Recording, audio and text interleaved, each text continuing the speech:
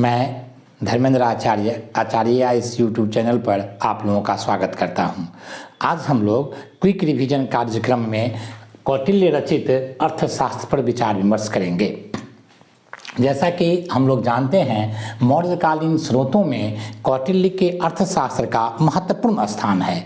मौर्यकालीन स्रोत में सबसे महत्वपूर्ण अशोक के अभिलेख, फिर कौटिल्य के अर्थशास्त्र और मेगास्थनीज की इंडिका का महत्वपूर्ण स्थान है। आज हम लोग कौटिल्य के अर्थशास्त्र पर विचार विमर्श करेंगे।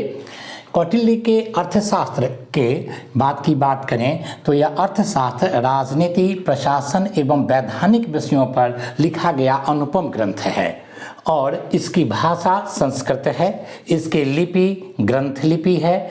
इसमें 15 अधिकरण हैं, अर्थात 15 यूनिट्स में यह विभाजित है और इसमें 180 प्रकरण हैं, अर्थात 180 इसमें अध्याय है और श्लोकों की संख्या इसमें 4000 हैं। अगर कौटिल्य के बारे में थोड़ी बातचीत करें तो कौटिल्य का मूल नाम विष्णुगुप्त था और उन्हें लोग चाणक्य के नाम से भी जानते थे, क्योंकि उनके पिता का नाम चनक था। तो चनक के पुत्र होने के कारण इन्हें चाणक्य कहा जाता था। उन्हें कौटिल्य इसलिए कहा जाता था क्योंकि वे कुटिल गोत्र के थे। तो कुटिल गोत्र के ब्राह्मण होने के कारण उन्हें कौटिल्य कहा जाता था। उनका जन्म पाटलिपुत्र में हुआ था और उनकी शिक्षा दीक्षा तक्षशिला विश्वविद्यालय में हुई थी। कौटिल्य तक्षशिला विश्वविद्यालय के विद्यार्थी भी थे और वहीं उन्होंने राजनीति विज्ञान में आचार्य के पद पर सेवा दिया था। तक्षशिला विश्वविद्यालय के बारे में हम लोग जानते हैं कि यह विश्वविद्यालय प्राचीन भारत का सबसे महत्वपूर्ण, प्राचीनतम और श्रेष्ठतम विश्वविद्यालय था। तक्ष भरत के पुत्र थे और भरत श्री राम के भाई थे और उन्होंने ही तक्षशिला की स्थापना किया था, जो वर्तमान पाकिस्तान के रावलपिंडी के आसपास में अवस्थित है। वहाँ पर यह विश्वविद्यालय 5वीं शताब्दी ईस्वी पूर्व से लेकर लगभग 2री-3री शताब्दी ईस्वी सन तक अपना योगदान देता रहा। तो अर्थशास्त्र पर भाष्य भट्ट स्वामी ने लिखा था और इस भाष्य का नाम है प्रतिपदा चंद्रिका। ये प्रतिपदा चंद्रिका कई बार प्रश्न पूछे गए हैं, इसलिए इसको आप लोग ध्यान में रखेंगे कि भट्ट स्वामी ने अर्थशास्त्र पर एक महाभाष्य या भाष्य की रचना की थी, जिसे प्रतिपदा चंद्रिका कहा जाता है। वस्तुतः अर्थशास्त्र भट्ट स्वामी द्वारा रचित प्रतिपदा चंद्रिका के रूप में ही प्राप्त हुआ था, जो शाम शास्त्री को मैसूर में 1904 ईस्वी में प्राप्त हुआ और शाम शास्त्री ने इसे भट्ट स्वामी वाली पुस्तक में ही अर्थशास्त्र को लिखा हुआ पाया।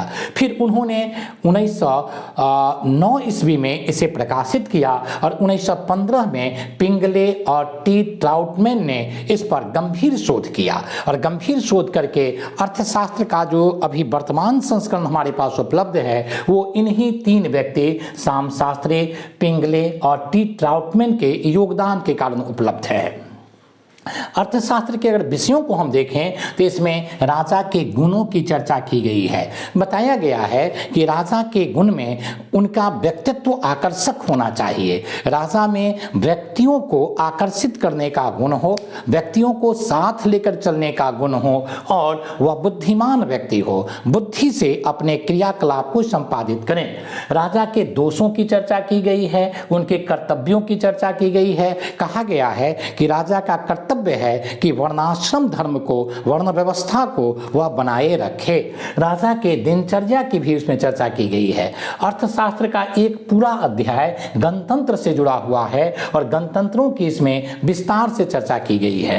राज्य के सप्तांग सिद्धांत की चर्चा, जिसकी चर्चा हम लोग आगे करेंगे कि 6ठे अधिकरण में राज्य के सप्तांग सिद्धांत की चर्चा हुई है।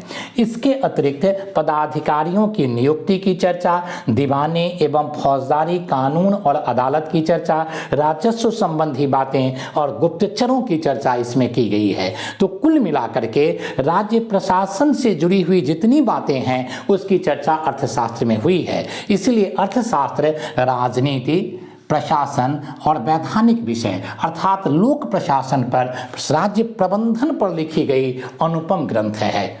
इस तरह की किताब विश्व में चाणक्य के बाद जो चाणक्य का जो इस पुस्तक का समय निर्धारित किया गया है वह लगभग 4वीं शताब्दी ईस्वी पूर्व से लेकर के 2री शताब्दी ईस्वी पूर्व तक विद्वानों का कहना है कि इस पुस्तक की रचना हुई होगी। तो 4वीं शताब्दी से अगर देखें तो मैकियावेली जो इटली के फ्लोरेंस के विद्वान थे, उन्होंने द प्रिंस की रचना की और वे 16वीं शताब्दी के विद्वान थे। 15वीं 16वीं शताब्दी में द प्रिंस की रचना हुई। उससे लगभग 1600-1700 वर्ष पहले चाणक्य ने अर्थशास्त्र की रचना की और इस तरह से प्रशासन पर, राजनीति पर, कानून पर यानी कि वैधानिक विषयों पर यह अनुपम ग्रंथ है। तो भारत का मैकियावेली इन्हें कहा जाता है, किंतु कौटिल्य भारत के मैकियावेली तो थे ही, वस्तुतः यूरोप का चाणक्य था मैकियावेली, क्योंकि चाणक्य की पुस्तक मैकियावेली की पुस्तक की तुलना में ज़्यादा गंभीर और महत्वपूर्ण है।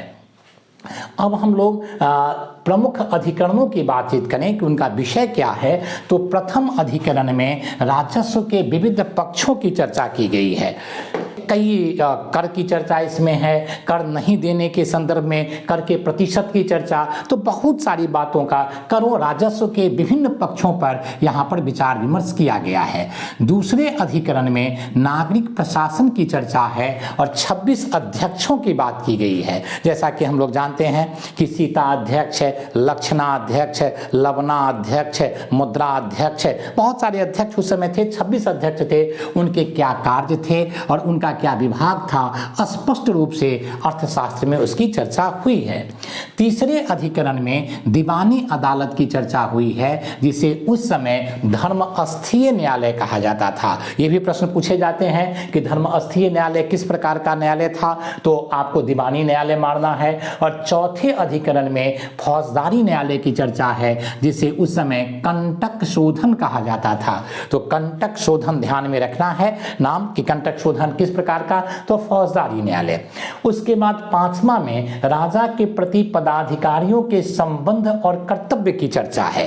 इसको अगर आप देखें तो भारतीय संविधान में इन सारी बातों की चर्चा आपको कहीं ना कहीं मिल जाएगी। चूंकि ये आपको क्विक रिवीजन प्रोग्राम है, इसीलिए विस्तार में मैं नहीं जाऊंगा, लेकिन आप गौर करेंगे भारतीय संविधान में अनुच्छेद 78 की बात की गई है। तो राजा के प्रति यानी यहाँ पर राष्ट्रपति के प्रति प्रधानमंत्री सूचना देने के संदर्भ में बात वहां कही गई है। तो राजा के प्रति पदाधिकारियों के संबंध, कर्तव्य आदि की चर्चा 5वें अधिकरण में किया गया है।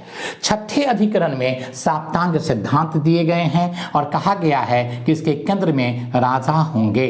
इसके अतिरिक्त जो 6 होंगे उसे मंत्री, सेना, मित्र, जनपद, दुर्ग और कोष होंगे। तो ये 7 सिद्धांत दिए गए। आप याद करें, कार्ल मार्क्स और एंजल्स ने राज्य के 4 प्रमुख तत्व की बात की और कौटिल्य ने 7 प्रमुख तत्वों की बात की है। 7वें से 15वें अधिकरण तक विदेश नीति की चर्चा है। इसमें कूटनीति, शत्रु देश और मित्र देश सभी की विस्तार से बातचीत की गई है।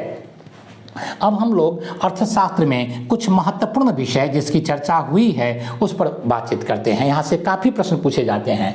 अर्थशास्त्र में मृत्युदंड की स्पष्ट रूप से चर्चा है। अर्थशास्त्र में अकाल पड़ते थे, इसकी चर्चा है, जबकि इंडिका में अकाल नहीं पड़ते थे, इस तरह की बात कही गई है। दास प्रथा विद्यमान था, इसकी चर्चा है। महाभारत में भी दासों की चर्चा है। अर्थशास्त्र में 9 प्रकार के दासों की चर्चा है। और उसके बाद हम देखते हैं कि राजस्व की दर की चर्चा है। राजस्व के बारे में तो पहले ही हम लोग चर्चा कर देंगे, प्रथम अधिकरण में बातचीत की गई है। और यहाँ बताया गया कि 1/6 कुल उत्पादन के 6वां भाग राजस्व के रूप में लिया जाता था। अशोक के अभिलेख में भी इस तरह के संकेत मिलते हैं, जहां पर रुमनदेही अभिलेख में अशोक कहता है कि 1/6 भाग जो लिए जाते थे उसे अब 8 भागीय कर दिया गया है। भूमि के माप की चर्चा है, वार्ता की चर्चा है। वार्ता के बारे में दिमाग में रखें कि अर्थशास्त्र में कृषि, पशुपालन और व्यापार, इन तीनों के लिए एक ही शब्द आया है, वार्ता। कई बार प्रश्न पूछे गए हैं हैं कि अर्थशास्त्र में वार्ता शब्द किसके लिए आया है, तो कृषि, व्यापार और पशुपालन के लिए। उसके बाद जहाज रानी की चर्चा है, ये भी भारतीय इतिहास में अपना महत्व रखता है। हड़प्पा सभ्यता से लेकर के राजा भोज ने तो जहाज रानी से संबंधित एक पुस्तक ही लिख दिया था। शूद्रों को इसमें आर्य कहा गया है। अर्थशास्त्र में शूद्रों को आर्य कहा गया है और कहा गया है कि इन्हें कृषि में लगाया जाना चाहिए, और मौर्य काल में कृषि में सबसे पहले शूद्रों को लगाया गया था। राजा शिकार पर जाते थे और फिर जुलूस निकलता था, इस तरह की चर्चा अर्थशास्त्र में स्पष्ट रूप से हुई है। राजा के अंगरक्षक महिलाएं होते थे, इस तरह की बात भी अर्थशास्त्र में कही गई है। यह भी कहा गया है कि बहुत सारे लोग मिलकर के राजा का भोजन बनाते थे और उनके भोजन में जहर वगैरह न हो, इससे पहले कई लोग खा करके देखते थे, उसके बाद शासक खाना खाता था। उसके बाद अर्थशास्त्र में कई आर्थिक क्रियाकलापों की भी चर्चा है, जैसे अंग और कलिंग में हाथी प्राप्त होते थे। ये हाथी के बारे में मेगास्थनीज की चर्चा जब हम लोग करेंगे तो देखेंगे, तो अंग और कलिंग में हाथी पाए जाते थे। कंबोज घोड़ा के लिए प्रसिद्ध था, काशी सूती वस्त्र के लिए प्रसिद्ध था, बंगाल मलमल के लिए प्रसिद्ध था, और काशी तथा पुंड में रेशम के उत्पादन होते थे, ऐसा अर्थशास्त्र में लिखा हुआ है। अर्थशास्त्र में उन्होंने चीनी रेशम को चिन्हपट्ट कह करके बुलाया, संबोधित किया है, और सबसे पहले चीन से रेशम आता था, इसका प्रमाण भी हम यहाँ पर देखते हैं कि चिन्हपट्ट की चर्चा यहाँ पर हुई है। अर्थशास्त्र में कई प्रकार के सिक्कों की चर्चा है। सोने के सिक्के के लिए रूप शब्द आया है और चांदी के सिक्के के लिए पन शब्द आया है।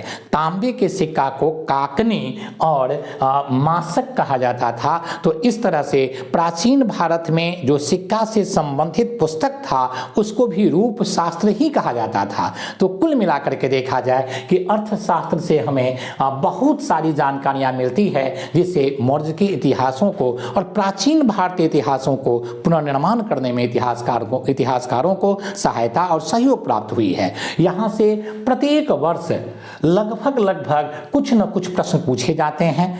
इन तथ्यों को अगर आप ध्यान में रखेंगे तो यहाँ से प्रश्न बनाने में आपको निश्चित रूप से सुविधा होगी। आज की क्लास में इतना ही, यहाँ विराम देता हूँ। धन्यवाद, आप लोग सुने इसके लिए।